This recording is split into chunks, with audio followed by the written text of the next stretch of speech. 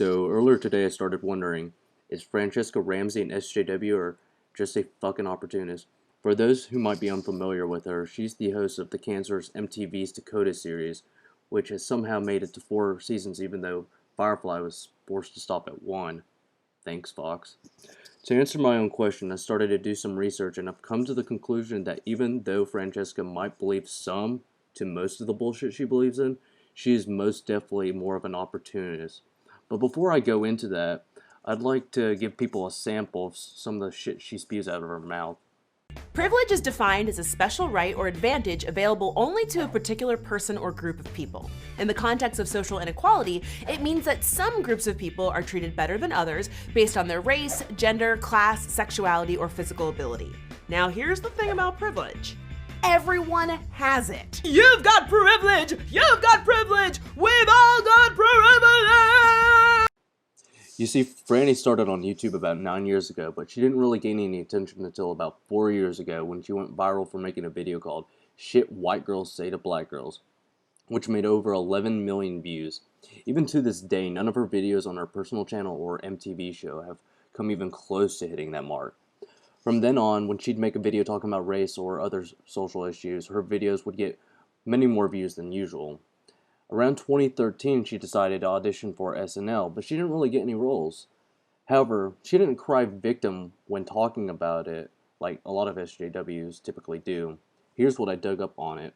Because I did audition last year. I'll be the first one to tell you, I don't think I was ready. Maybe you could you expand a little bit on what they mean by ready?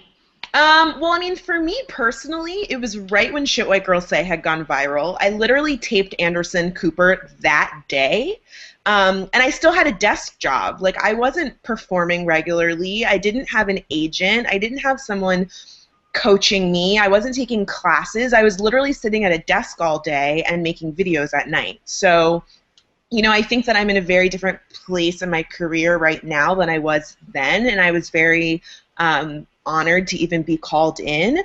But they look for certain things, and I really, the way I see it, I just don't think that they are making an effort because they don't see it as a priority. For example, when Obama got into office, they knew they had to find someone to play Obama, so they started looking for someone to play Obama, and they decided to cast Fred Armisen, and I believe Donald Glover was in the running to possibly be their Obama. And then when Fred left, they brought in Jay Pharoah because he does great impressions, and they knew that he could do Obama. So there are a lot of black females in the news, Beyonce, Michelle Obama, you know, Tyra Banks. There are Nicki Minaj.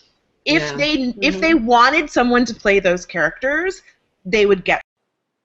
Since then, she's been on The Nightly Show with Larry Wilmore and even has her own show, as mentioned before. She constantly says bullshit like reverse racism doesn't exist and racism equals power plus prejudice.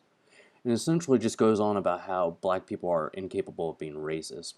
But what I find to be almost ironic is that she's married to a white dude and all the staff on the production company, Corner Brown, who produce MTV Decoded are also white. Especially when you look at other famous social justice warriors like Anita Sarkeesian, who cut her producer Jonathan McIntosh completely out of the picture.